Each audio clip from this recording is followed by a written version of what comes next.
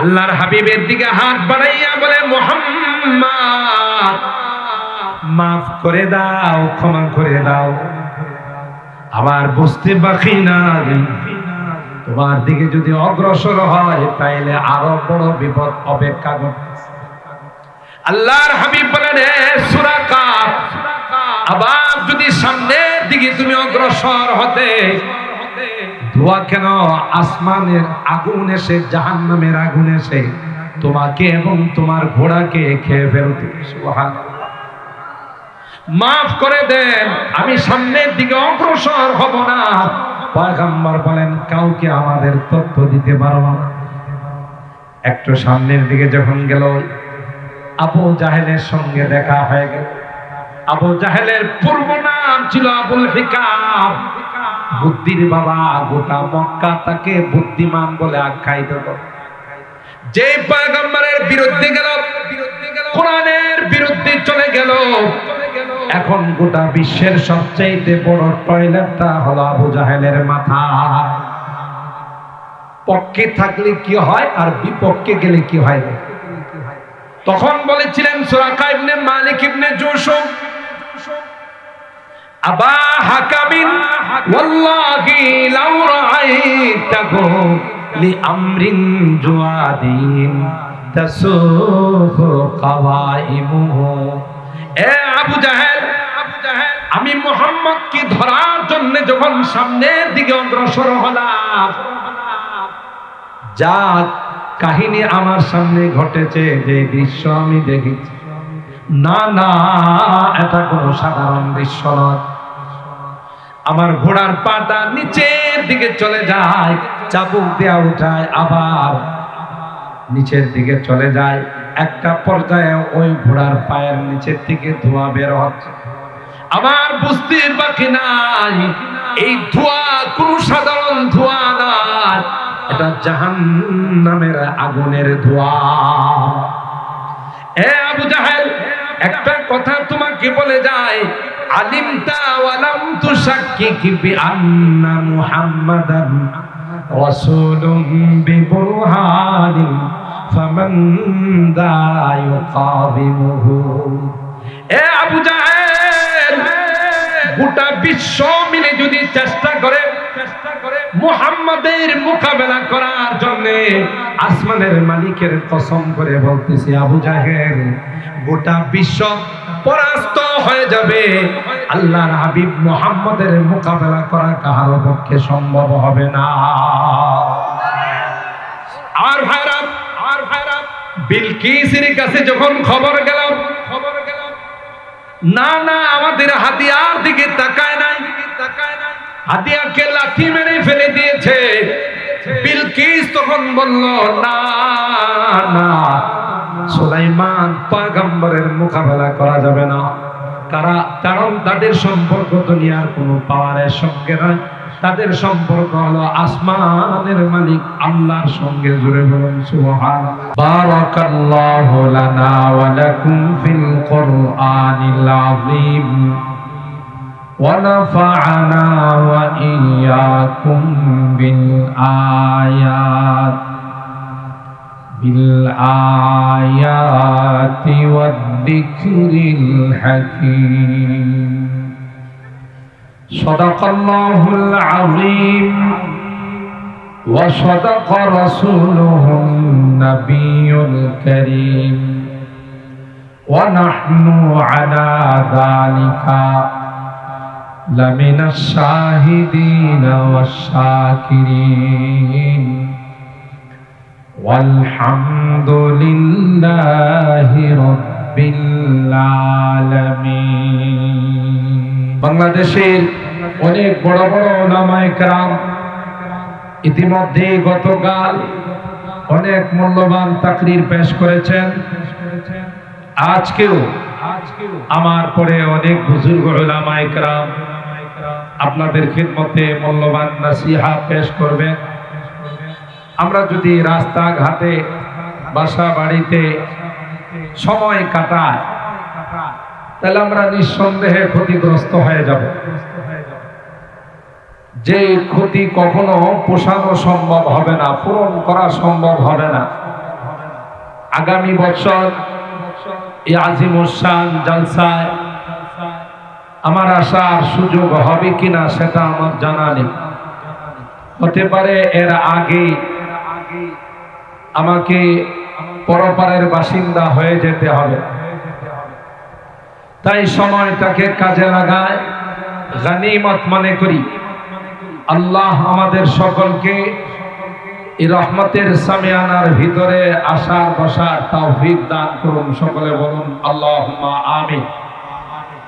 মোহতারাম হাজিরিন, আয়াতে কারিমায় আল্লাহ রাব্বুল আলামিন ইরশাদ করেন, কুল, হে নবী আপনি বলে দিন, হাল ইয়াস্তাউিল্লাযীনা ইয়া'লামুনা ওয়াল্লাযীনা লা ইয়া'লামুন, যারা ইলমে দ্বীন অর্জন করে এবং যারা করে না, কোরআন হাদিসের শিক্ষা যারা অর্জন করে এবং যারা করে না, তারা কি কোনোদিন সমান হতে পারে? আল্লাহই প্রশ্ন করেছেন, আপনি বলে দিন কখনো কোনো অবস্থাতে জাগতিক বিদ্যা যারা অর্জন করে আর পরকালীন বিদ্যা যারা অর্জন করে, ইলমে ওয়াহী যারা অর্জন করে আর দুনিয়ার বিদ্যা যারা অর্জন করে, কোনো অবস্থাতেই তারা কোনোভাবেই সমান হতে পারে। কোরআনে কারীমে অমুসলিম যারা, তাদেরকে তো আল্লাহ তাআলা মুর্দা বলে আখ্যায়িত করেছেন, যে এরা আমার নিকট জিন্দাই না। আর আমরা তো তাদেরকে অনেক সম্মান, অনেক পজিশন দিয়ে থাকি। আল্লাহ কয় সম্মান আর পজিশন তো পরের কথা, এগুলো তো সব আমার কাছে মুর্দা। ইমানদার মুসলমান যারা আল্লাহর নিকট, তারাই হলো জিন্দা। সুবহানাল্লাহ বলেন না? বেঈমানদেরকে আল্লাহ জিন্দাই মনে করেন, আল্লাহর কাছে এগুলো মুর্দা। আওয়ামান কানা মাইতান ফাআহইয়াইনাহু ওয়া জাআলনা লাহু নূরান ইয়ামশি বিহি ফিন নাস কামান মাসালুহু ফিল যুলুমাতি লাইসা বিখারিজিম মিনহা। আল্লাহ পাক বলতেছেন, যারা মুর্দা ছিল সাহাবায়ে কেরামদের সম্পর্কে আল্লাহ তাআলা এই আয়াতের মধ্যে ইরশাদ করতেছেন, আওয়ামান কানা মাইতান, অর্থাৎ কুফরি অবস্থায় তারা ছিল আল্লাহর কাছে মুর্দা, নিষ্প্রাণ। ফাআহইয়াইনাহু বিল ঈমান, আল্লাহ বলেন ঈমানের দ্বারা আমি তাদেরকে জিন্দা করলাম। তাতে বোঝা গেল যত বেঈমান হোক না সে সুপার পাওয়ার রাষ্ট্রের প্রেসিডেন্ট, হোক না সে অনেক প্রভাবশালী, অনেক অস্ত্রের মালিক, অর্থের মালিক, আল্লাহ কয় আমার কাছে এগুলো জিন্দাই না, সবগুলো মরা। একমাত্র কেবলমাত্র শুধুমাত্র ইমানদার মুসলমান যারা, তারাই হলেন আল্লাহর কাছে জিন্দা। আল্লাহ বলেন ঈমানের লাইট দিয়ে তাদেরকে আমি আল্লাহ জিন্দা করেছি। ফাহিয়াইনাহু ওয়া জাআলনা লাহু নূরা, তাদের জন্য একটি নূর, একটি লাইট আমি আল্লাহ তাদের কলবের মধ্যে জ্বালিয়ে দিয়েছি। যে লাইট আর যে আলো আসার আগে তাদের মন্তব্য ছিল একরকম, আর লাইট আসার পরে তাদের মন্তব্য আরেক রকম। সাহাবায়ে কেরাম ইসলাম গ্রহণ করার পর, ঈমান গ্রহণ করার পর আল্লাহর হাবিবের কাছে এসে তারা তাদের রায় ব্যক্ত করতেছে, তাদের অভিমত ব্যক্ত করতেছে। ইয়া রাসূলুল্লাহ, ওগো আল্লাহর হাবিব, ঈমান গ্রহণ করার পূর্বে আপনার চেহারাটা ছিল আবগাজুল ওজু ফিল বিলাদ, সবচাইতে কুৎসিত চেহারা ছিল আপনার চেহারা। নাউজুবিল্লাহ। আবগাজুল বিলাদ ইলাইয়া, আপনার শহরটা ছিল আমার কাছে সবচাইতে নিকৃষ্টতম শহর। আপনার ধর্মটা ছিল আমার কাছে সবচাইতে নিকৃষ্টতম ধর্ম। কিন্তু যখনই আমি ইসলাম গ্রহণ করে ফেললাম, ঈমানদার হয়ে গেলাম, আহসানুল ওজু, পৃথিবীর মধ্যে সবচাইতে সুন্দর চেহারা হয়ে গেল আপনার চেহারা,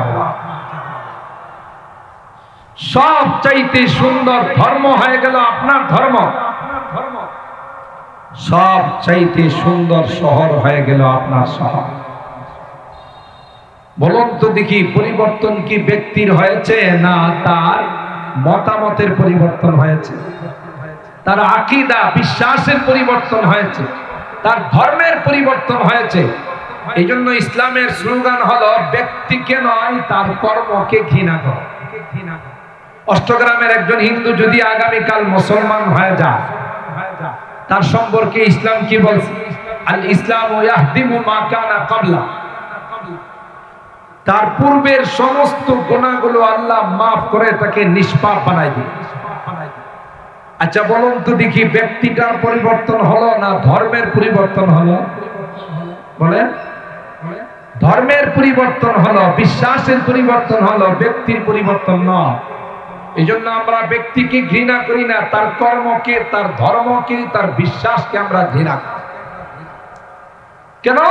সে যখন মুসলমান হয়ে যাবে তার মর্যাদা আমার থেকে অনেক উপরে চলে যাবে, নিষ্পাপ হয়ে যাবে। সাহাবায়ে কেরামদের মধ্যে এই পরিবর্তনটা চলে আসছে, এমন পরিবর্তন চলে আসছে, সুবহানাল্লাহ। শুধু তারাই আলোকিত হয় না, গোটা বিশ্বকে আলোকিত করে দিয়েছে। উলাইকা ইখতারাহুমুল্লাহ লিসুহবাতি নবিয়িহি ওয়া লিইকামাতি দীনিহি কানু আকাল্লাহুম তাকাল্লুফা ওয়া আ'মাকাহুম ইলমা ওয়া আবাররাহুম কুলুবা। তাদের দিল ছিল বড় পরিষ্কার, তাদের বিদ্যা সাগর ছিল, লৌকিকতা বলতে তাদের মধ্যে কিছুই ছিল না। আল্লাহ রাব্বুল আলামিন তাদের ব্যাপারে সার্টিফিকেট নাযিল করে দিলেন, রাদিয়াল্লাহু আনহুম ওয়া রাদু আন। অথচ এরাই কিন্তু নিজের কন্যা সন্তানদেরকে জিন্দা দাফন করছে।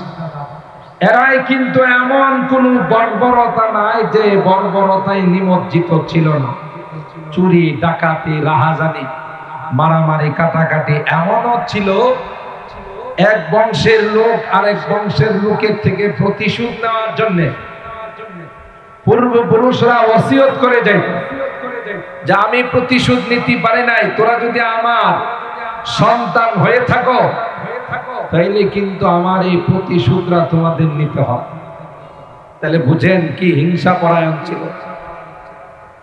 আল্লাহ বলেন, ইদ কুনতুম আ'দাআ ফাআল্লাফা বাইনা কুলুবিকুম ফাআসবাহতুম বিনি'মাতিহি ইখওয়ানা। আউস আর খাজরাজের কথা কোরআনে কারীমে আল্লাহ পাক বর্ণনা করতে গিয়ে কয়, তোমরা কিন্তু এমন দুশমন ছিলে, একজন আরেকজনের বিরুদ্ধে এমন হিংসা পরায়ণ ছিলে, প্রতিশোধ পরায়ণ ছিলে, একে অপরকে ওসিয়ত করে যাইতে প্রতিশোধ নেওয়ার জন্য তোমার বংশধরকে, তোমার নেক্সট প্রজন্মের যারা আছে তাদেরকে তোমরা বলে যাইতে আমি আল্লাহ ইসলামের মাধ্যমে, দ্বীনের মাধ্যমে, ঈমানের মাধ্যমে তোমাদের মধ্যে এমন বন্ধুত্ব সৃষ্টি করে দিলাম, তোমরা এমন ভাই ভাই হয়ে গেলাম। যখন মুহাজিররা হিজরত করে মদিনায় যায়, আনসারী সাহাবীরা বলে, ভাই মক্কা থেকে হিজরত করে মদিনায় আসলেন, আপনাদের কুরবানির কোনো মূল্য দেওয়া যাবে না, তাই আমার যেই বাগানটা আপনার পছন্দ হয় আপনি বলার সাথে সাথে আপনার নামে বাগানটা আমি লিখে দিব। আমার একাধিক স্ত্রী আছে, যে স্ত্রীটা আপনার চয়েস হয়, আপনার পছন্দ হয়, আপনি বলতে দেরি হবে, আমি তালাক দিতে দেরি হবে না। আপনি বিবাহ করে নেবেন ইদ্যত অতিবাহিত হওয়ার পর, কারণ আপনি আমার দ্বীনী ভাই, আপনি আমার ঈমানি ভাই, তাই আপনার জন্য সব কুরবান করতে আমি প্রস্তুত। এমন তাদের মধ্যে ভ্রাতৃত্ব সৃষ্টি হয়েছে, এমন বন্ধুত্ব সৃষ্টি হয়েছে, একজন আরেকজনের জন্য জান দিতে প্রস্তুত হয়ে গেছে। সুবহানাল্লাহ। খুদনতে জো রাহ পর औरों के हाथी बन गए, खुदनते जो राह पर औरों के हाथी बन गए, क्या नजर थे जिसने मुर्दों को मसीहा कर दिया। কবি বলেন একটা সময় অন্ধকারে নিমজ্জিত ছিল, গুমরাহির মধ্যে যারা ছিল, আল্লাহ রাব্বুল আলামিন তাদেরকে ঈমানের দৌলত দিয়ে, ঈমানের নূর তাদেরকে নসিব করে আল্লাহ পাক শুধু নিজেরাই আলোকিত হয় নাই, গোটা বিশ্বকে তাদের দ্বারা আল্লাহ পাক আলোকিত করে ফেললেন। এক একজনের খবর এক এক জায়গায় পাওয়া যায়। দ্বীনের জন্য, ইসলামের জন্য মাতৃভূমি ত্যাগ করে, আত্মীয় স্বজন ত্যাগ করে, পৃথিবীর আনাচে কানাচে ছড়িয়ে ছিটিয়ে পড়েছে। বিভিন্ন দেশে তাদের কবর পাওয়া যায়, মাজার পাওয়া যায়। একমাত্র ইসলামের জন্যই গোটা বিশ্বে তারা ছড়িয়ে পড়েছে।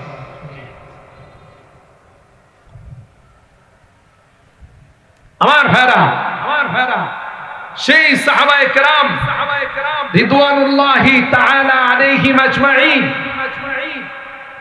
এই ঈমানের নূর, ঈমানের লাইট যখন তাদের মধ্যে চলে আসছে, শুধু নিজেরাই আলোকিত হয় নাই, তাদের দ্বারা লক্ষ লক্ষ মানুষ আলোকিত হয়ে গেছে। ঠিক কিনা বলেন?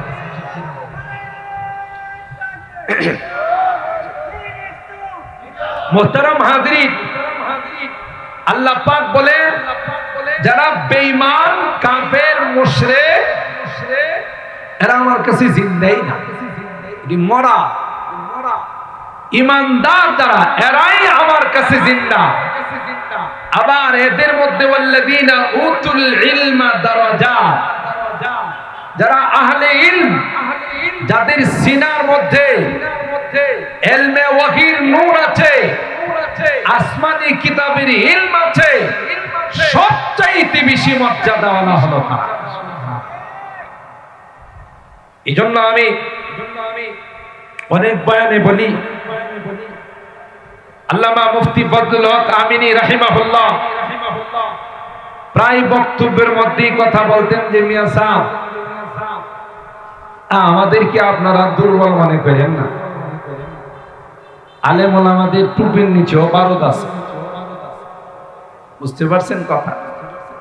তুমি বারুদ দিয়ে, কামান দিয়ে, তেল বহর দিয়ে, অ্যাটম বোম দিয়ে, পারমাণবিক দিয়ে যা করতে পারবা, তার চাইতে অনেক বেশি করতে পারে উলামায়ে কেরাম দুই হাত তুলে। কথা বলেন ঠিক কিনা? এই প্রসঙ্গে আমি অনেক জায়গায় আলোচনা করি। সেই হযরত সুলাইমান পয়গম্বরের সূরাতুন নামলের যে আলোচনা, আমি শুধু চুম্বক অংশটা আপনাদের খেদমতে পেশ করতেছি। তিনি যখন বিলকিস রানীর সিংহাসন উপস্থিত করতে চাইলেন, বললেন আইয়ুকুম ইয়াতিনি বিআরশিহা ক্বাবলা ইয়াতুনি মুসলিমিন, এরা আমার কাছে মুসলমান হয়ে আসতেছে, কারণ বিলকিস আমার চিঠিকে যে সম্মান করছে, এতে আসমানের মালিক তার ঈমানের ফয়সালা করে দিয়েছে। উলামায়ে কেরাম, নায়েবে রাসূল, ওয়ারাসাতুল আম্বিয়াদেরকে যারা ইজ্জত করবে, যারা সম্মান করবে, আল্লাহ তাদেরকে সম্মান করবে। আর যারা অপমান করবে, বেইজ্জত করবে, উপহাস করবে, ঠাট্টা করবে, বিদ্রূপ করবে, তাদেরকে বাতি চালান দিয়েও পাওয়া যায় না। কথা কি ঠিক বললাম?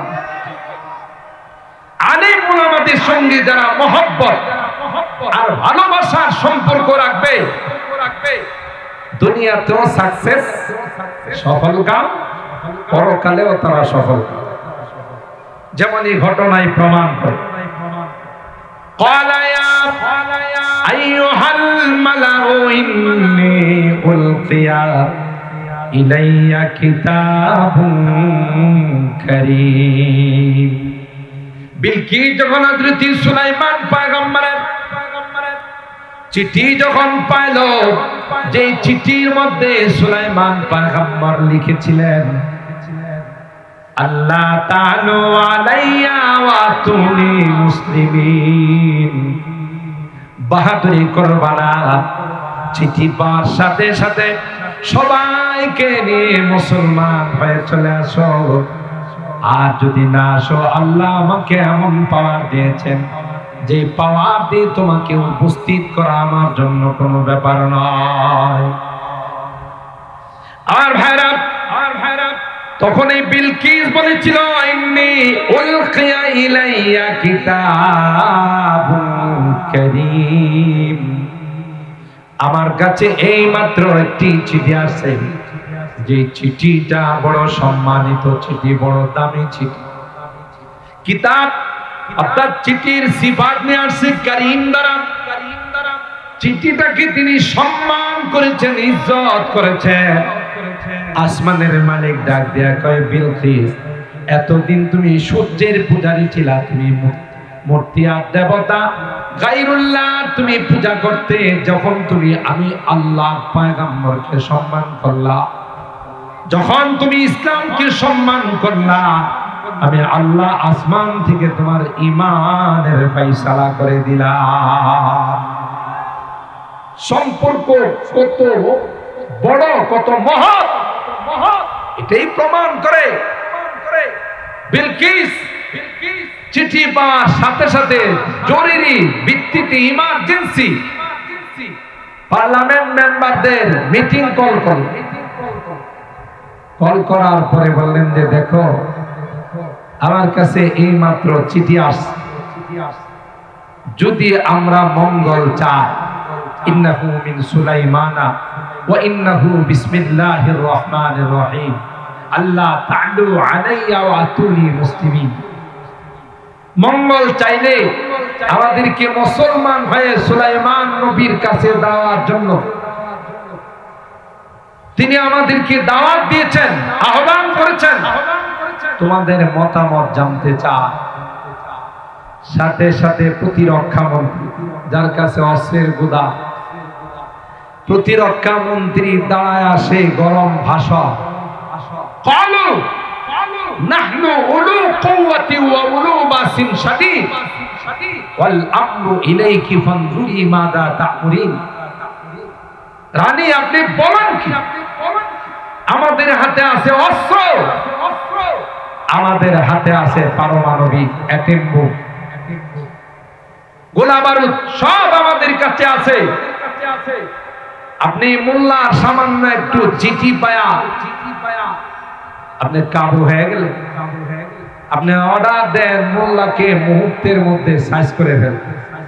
নাহনু উলু কুওয়াতি ওয়া উলু বাসিন শাদীদ ওয়াল আমরু ইলাইকি ফানজুরি মাযা তা'মুরিন, তবে সিদ্ধান্ত নেওয়ার মালিক আপনি, যেহেতু আপনি আমাদের রানী। তবে আমরা আমাদের অবস্থান ব্যক্ত করলাম। দেখেন নারী কত বুদ্ধিমতী, দেখো মোল্লার চিঠি পায়া কাবু হয়ে গেছি, বিষয়টা এরকম না। মোল্লা বেশ কম আছে, কিছু আছে দরবারি মোল্লা, আর কিছু আছে দরকারি মোল্লা। কথা কয় মোল্লা দুই রকম আছে না? যারা দরবারি মোল্লা, এরা দেখছেন না এক সময় জান্নাতের টিকিট নিয়ে ঘোরাফেরা করছে, যাকে তাকে জান্নাতের টিকিট দিছে, ব্যাগের মধ্যে জান্নাতের টিকিট অভাব ছিল না। দেশের পথ পরিবর্তন হওয়ার পর অনেকেই জান্নাতি টিকিট আনার জন্য ওনার কাছে গেল, আর ওনারে খুঁজেই পায় না। এরকমের দরবারি মোল্লা আছে না? আর একটা হলো দরকারি মোল্লা, যারা কোনো বাতিলকে ভয় পায় না, যারা কোনো তাগুতি শক্তির সামনে মাথা নত করে না। কথা বলেন ঠিক কিনা? টাকার কাছে বিক্রি হয় না। ব্রাহ্মণবাড়িয়ার উলামায়ে কেরাম গোটা বাংলাদেশ জানে, যদি কখনো এই বাংলাদেশে ইসলামী হুকুমত কায়েম হয়, ইসলামী খেলাফত কায়েম হয়, তাহলে সেটা প্রথমে বাংলাদেশের ব্রাহ্মণবাড়িয়ার জমিন থেকে সেটা হবে। কারণ ব্রাহ্মণবাড়িয়ার মানুষ রক্ত দিতে জানে, ব্রাহ্মণবাড়িয়ার মানুষ বাতিলের সামনে মাথা নত করতে জানে না। কথা বলেন ঠিক কিনা? বিলকিস এই কথা বুঝতে পারছে যে না, মোল্লা বলে উড়িয়ে দেওয়া যাবে না, দেখতে হবে এটা দরকারি না সরকারি। যদি দরকারি মোল্লা হয় পারা যাবে না, তবে এটা চেক করার ইন্টারভিউ নেওয়ার একটা সুন্দর পদ্ধতি হলো তার কাছে দামি দামি কিছু গিফট পাঠায়, হাতিয়া পাঠায়, পাতলা মাল। পাতলা মাল বড় খারাপ জিনিস। কথা বলেন ঠিক কিনা? আমি সেদিকে যাব না। বালাম ইবনে বাউরা তার ঘটনা আল্লাহ কোরআনে কারিমে আলোচনা করেছেন। ওয়াতলু আলাইহিম নাবাল্লাযী আতাইনাহু আয়াতিনা ফানসালাখা মিনহা ফাআতবাআহু শাইতান ফাকানা মিনাল গাবিন। এই টাকায় দুনিয়ায় ওনার মতো একজন মুস্তাজাবুদ দাওয়া আল্লাহর ওলি তাকে বরবাদ করে ফেলছে এই মাদের টাকা পয়সা এত খারাপ। তো এরা কোনদিন নামি দামি টাকা পয়সা গিফটের প্রতি তাদের কোনো লোভ নেই। তাদের সামনে একমাত্র দ্বীন আর ইসলাম তাদের সামনে সবচাইতে বড়। কথা বলেন ঠিক কিনা? বিলকিস রানী বললেন যে তোমরা এই হাতিয়াগুলো নিয়ে সুলাইমানের কাছে যাও। যদি সুলাইমান নবী দামি দামি হীরামণি মুক্তা জওহার ডায়মন্ড এই দামি দামি জিনিস পাওয়ার পর যদি তার আওয়াজ পরিবর্তন হয়ে যায় তাইলে বুঝতে হবে এটা দরবারি মোল্লা, সরকারি মোল্লা। আর যদি পরিবর্তন না হয় গোটা বিশ্ব মিলেও তাদের মোকাবেলা করতে পারে। ঠিক না? কথা বলে গোটা বিশ্ব মিলেও মোকাবেলা করতে পারবে। যখন এই হাতিয়া নিয়ে আসে ফালাম্মা জাআ সুলাইমানা ক্বালা আতুমিদ্দুনানি বিমান। সুলাইমান আলাইহিস সালাম বললেন কি ব্যাপার? কহে জাহাপনা এই আমাদের রানী আপনার নিকট কিছু গিফট পাঠাইছেন, হাতিয়া পাঠাইছেন। কহে আমাকে তোমরা টাকা পয়সা দিয়ে কিনতে চাও তাই না? উনি সেই হাতিয়া গিফট গুলোকে লাথি মেরে দূরে ফেলে দিলেন। বললেন আল্লাহ আমাকে যা দিয়েছেন তার চাইতে উত্তম আর কিছু হতে পারে না।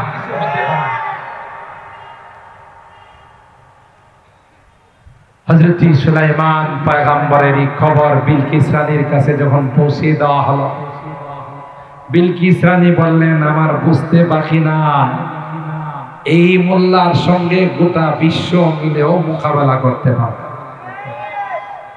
রাসূল আকরাম সাল্লাল্লাহু তাআলা আলাইহি ওয়াসাল্লাম যখন গারে সাউরের মধ্যে আত্মগোপন করেছিলেন, ওখান থেকে বের হয়ে অনেক লম্বা ঘটনা, শুধু আমি চুম্বক অংশটুকু আপনাদের খেদমতে আরজ করতেছি। সুরাকা ইবনে মালিক ইবনে জোশম আল্লাহ নবীর তালাশে বের হয়ে গেল।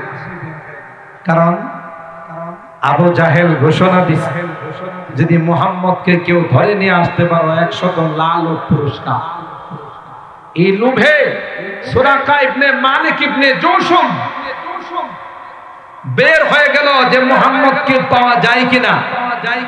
হঠাৎ করে দেখে যে আবু বকর রাদিয়াল্লাহু তাআলা রাসূল আকরাম সাল্লাল্লাহু তাআলা আলাইহি ওয়াসাল্লাম এরা সামনে দিয়ে হেঁটে যাচ্ছে, একজন রাহবর তাদেরকে নিয়ে যাচ্ছে। ঘোড়া নিয়ে যখন আল্লাহর হাবিবকে ধরার জন্য সামনের দিকে অগ্রসর হচ্ছিল, ইতিহাসের পাতা খুলে দেখুন সুরাকা ইবনে মালিক ইবনে জোশমের ঘোড়ার পাটা পাথরের নিচে দেবে যাচ্ছিল। চাবুক দেয়া উঠায় আবার সামনের দিকে যায়, আবার পাটা দেবে যা। তৃতীয়বার দেখে যে পা উঠাইছে ওই গর্তের থেকে ধোঁয়া বের হচ্ছে। আল্লাহু আকবার বলেন। বলুন তো দেখি মক্কার মাটি কি আমাদের মতো নরম কাদা যে পাও দিলে নিচে চলে যাবে? না পাথর। এই পাথরের মধ্যে পাও নিচের দিকে চলে যাওয়া কার ইশারায়? জোরে বলেন, আল্লাহ পাকের ইশারা। আবা হাকামিন ওয়াল্লাহি লাউ রাআইতাহু লিআমরিন জুআদিন তাসুকু কাওয়াইমুহু আলিমতা ওয়া লাম তুশাক্কিক বিআন্না মুহাম্মাদান রাসূলুম বিবুরহানিন ফামান দা ইউকাবিমুহু। সূরা ইবনে মালিক ইবনে জুশুমের বুঝতে বাকি নাই। না না, পাও তো দাবার কথা না, যেহেতু পাথরের নিচে পাও চলে যাচ্ছে, আবার পায়ের নিচের থেকে ধোঁয়া বের হচ্ছে, এখানে কুদরতি লীলা খেলা শুরু হয়ে গেছে। জোরে বলুন ঠিক কিনা? আল্লাহর হাবিবের দিকে হাত বাড়াইয়া বলে, মুহাম্মদ মাফ করে দাও, ক্ষমা করে দাও, আমার বুঝতে বাকি নাই, তোমার দিকে যদি অগ্রসর হয় তাইলে আরো বড় বিপদ অপেক্ষা করতেছে। আল্লাহর হাবিব বলেন, সূরা কাফ, আবার যদি সামনের দিকে তুমি অগ্রসর হতে, ধোঁয়া কেন, আসমানের আগুন এসে, জাহান্নামের আগুন এসে তোমাকে এবং তোমার ঘোড়াকে খেয়ে ফেলতে। সুবহানাল্লাহ। মাফ করে দেন, আমি সামনের দিকে অগ্রসর হব না। পয়গম্বর বলেন, কাউকে আমাদের তথ্য দিতে পারবো না। একটু সামনের দিকে যখন গেল, আবু জাহেলের সঙ্গে দেখা হয়ে গেল। আবু জাহেলের পূর্ব নাম ছিল আবুল হিকাম, বুদ্ধির বাবা। গোটা মক্কা তাকে বুদ্ধিমান বলে আখ্যায়িত করে। যে পয়গম্বরের বিরুদ্ধে গেল, কোরআনের বিরুদ্ধে চলে গেল, এখন গোটা বিশ্বের সবচেয়ে বড় টয়লেটটা হলো আবু জাহেলের মাথা। পক্ষে থাকলে কি হয় আর বিপক্ষে গেলে কি হয়। তখন বলেছিলেন সূরা ইবনে মালিক ইবনে জুশুম, আবা হাকামিন ওয়াল্লাহি লাউ রাআইতাহু লিআমরিন জুআদিন তাসুফু কাওয়াইমুহু। এ আবু জাহেল, আমি মুহাম্মদ কি ধরার জন্য যখন সামনের দিকে অগ্রসর হলাম, যা কাহিনী আমার সামনে ঘটেছে, যে দৃশ্য আমি দেখেছি, না না, এটা কোনো সাধারণ দৃশ্য নয়। আমার ঘোড়ার পাটা নিচের দিকে চলে যায়, চাবুক দেয়া উঠায়, আবার নিচের দিকে চলে যায়। একটা পর্যায়ে ওই ঘোড়ার পায়ের নিচের থেকে ধোঁয়া বের হচ্ছে। আমার বুঝতে বাকি নাই, এই ধোঁয়া কোন সাধারণ ধোঁয়া নয়, এটা জাহান্নামের আগুনের ধোঁয়া। এ আবু জাহেল, একটা কথা তোমাকে বলে যায়, আলিমতা ওয়া লাম তুশাক্কিক বিআন্না মুহাম্মাদান রাসূলুম বিবুরহানিন ফামান দা ইউকাবিমুহু। এ আবু জাহেল, গোটা বিশ্ব মিলে যদি চেষ্টা করে মুহাম্মাদের মোকাবেলা করার জন্য, আসমানের মালিকের কসম করে বলতেছি, আবু জাহেল, গোটা বিশ্ব পরাস্ত হয়ে যাবে, আল্লাহর হাবিব মুহাম্মাদের মোকাবেলা করা কারো পক্ষে সম্ভব হবে না। আর ভাইরা, বিলকিসের কাছে যখন খবর গেল, না না, আমাদের হাতিয়ার দিকে তাকায় নাই, হাতিয়ারকে লাঠি মেরে ফেলে দিয়েছে।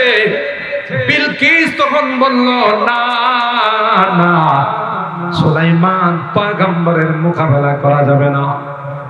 কারণ তাদের সম্পর্ক দুনিয়ার কোনো পাওয়ারের সঙ্গে নয়, তাদের সম্পর্ক হলো আসমানের মালিক আল্লাহর সঙ্গে। জুড়ে বলুন সুবহানাল্লাহ। আর ভাইরা, সুতরাং এই মাদ্রাসাগুলো এখান থেকে নায়েবে রাসূল বানানো হয়, ওয়ারাসাতুল আম্বিয়া বানায়। যারা এই মাদ্রাসাগুলোর সঙ্গে দুশমনি রাখবে, আদাওয়াতি রাখবে, আল্লাহর কসম, তাদের পরিণতি আবু জাহেল থেকে আরো খারাপ হবে।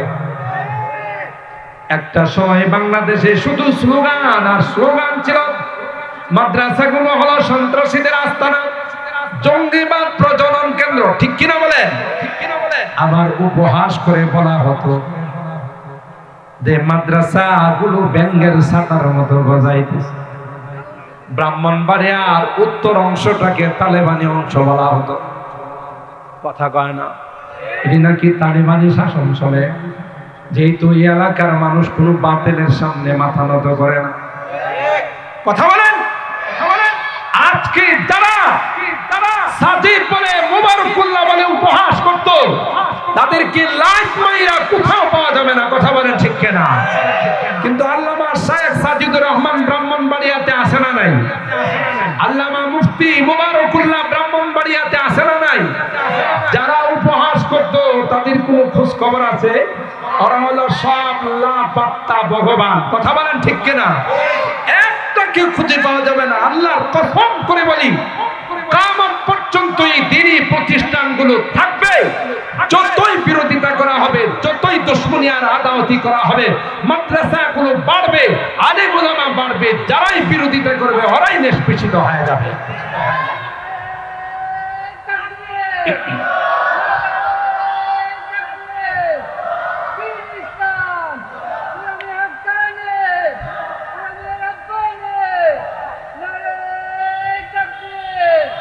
কারণ এই দিনের বিরোধিতা হারামজাদা নমরুদে করছে। কথা বলেন ঠিক কিনা? শেষ পর্যন্ত জুতার হাতিয়া নিয়ে বিদায় হলো। ফেরাউন করছে বিশ্ব সন্ত্রাস, লোহিত সাগরের পানি খাইতে খাইতে পেটটারে ডুল বানায় বিদায় হয়েছে। কথা বলেন ঠিক কিনা? আবু জাহেল করছে বিশ্বের সবচেয়ে বড় টয়লেটটা সৌদি সরকারের কাছ থেকে হাদিয়া পাইছে। বিশ্বের যারাই হজ উমরা করতে আসে, একবার যদি এর মাথার উপরে নাম উঠে তার ভালোই লাগে না, মনে হয় যে আমার হজ কবুল হইছে। কথা বলেন ঠিক কিনা? এই পেশাবের ব্যবস্থা কে করছে? আল্লাহ রাব্বুল আলামিন করে দিয়েছেন। তাদের উত্তরসূরি যারা কিয়ামত পর্যন্ত এই সকল মাদ্রাসার বিরোধিতা করবে, হক্কানি রব্বানি উলামায়ে কেরামদের বিরোধিতা করবে, নায়েবে রাসূলদের বিরোধিতা করবে, তাদের কপালেও জুতা ছাড়া কিছুই মিলবে না। কোহসারি হাত দব যাতে তূফান यहाँ रुक जाते हैं। আল্লামা রিয়াসত আলী বিজনূরী রাহিমাহুল্লাহ তিনি তার কবিতার মধ্যে বলেন, বেটা তুমি কেডা? তুমি মাদ্রাসাগুলোকে বন্ধ করে দিবে, আলেম ওলামাদেরকে শেষ করে দিবে, আলেম ওলামাদেরকে বলবে পাকিস্তানে চলে যাও। এখন তাকায় দেখো আলেম ওলামারা বাংলাদেশে আসে, তুমি হিন্দুস্তানে। কথা কয় না? ওলামায়ে কেরাম বাংলাদেশে না পাকিস্তানে? আর যারা বলতো কলা পাতাতে শুয়েও বাঁচতে পারে নাই। কথা কয় না? কিচ্ছু করে নাই, মানুষজন শুধু একটু আঙ্গুল দিয়ে দেখছে জিন্দা না মরা, তাতেই তার মেডিকেল রিপোর্ট হলো নিচের অংশ শেষ। কথা কয় না? অথচ এই বদমাশ হাইকোর্টের বিচারক যখন ছিল তখন ফতোয়া বিরোধী রায় দিয়েছিল। কথা বলেন ঠিক কিনা? পরবর্তীতে সুন্নতি দাড়ি রাইখাও পার পায় না। আরেকটা সারা জীবন দাড়ি রাখছে, মানুষের কাছে মুরিদ হইছে, কিন্তু যখন বিপদে পড়ছে পুরো দাড়িটাই কামায় ফেলাইছে। সহিহ হাদিস মোতাবেক দাড়ি কামাইছে, কারণ সহিহ হাদিস ওনাদের নেতা ছিল। একটা দাড়ি কামায় আর একটা দাড়ি রাইখা কোনটাই মুক্তি পায় না, কারণ এগুলোর নিয়ত সহি ছিল না। কথা বলেন ঠিক কিনা?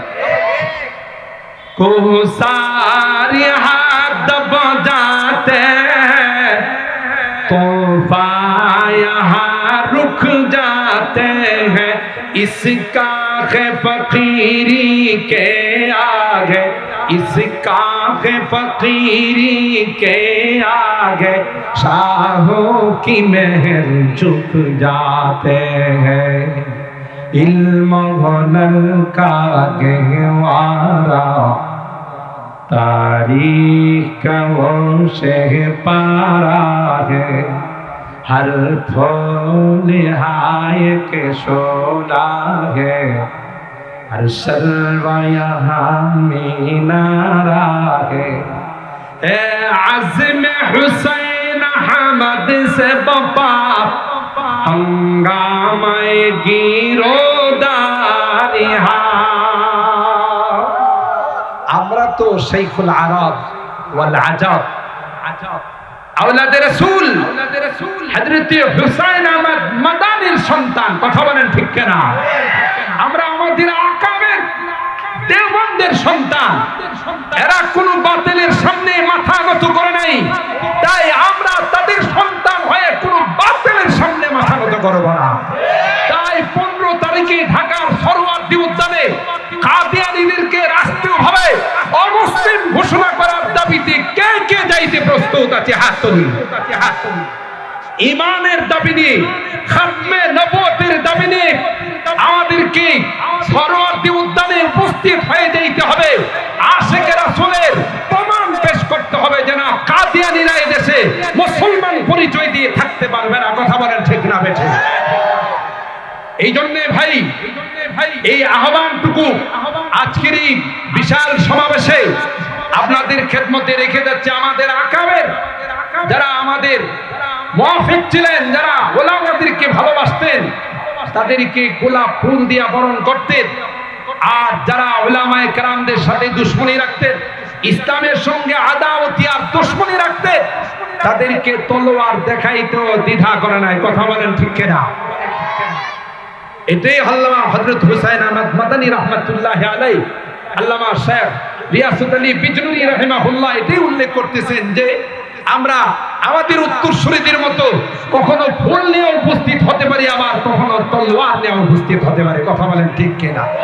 হে আজমে হুসাইন আহমদ সে বাপা हंगामाए गिरोदारी हा, शाखों की लचक बन जाती है, शाखों की लचक बन जाती है, बातिल के लिए तलवार हाय, इल्म हुनर का गहवारा, तारीख का वो से पारा है, हर फूल आय के शोला है, हर शर्वा यहाँ मीनारा है।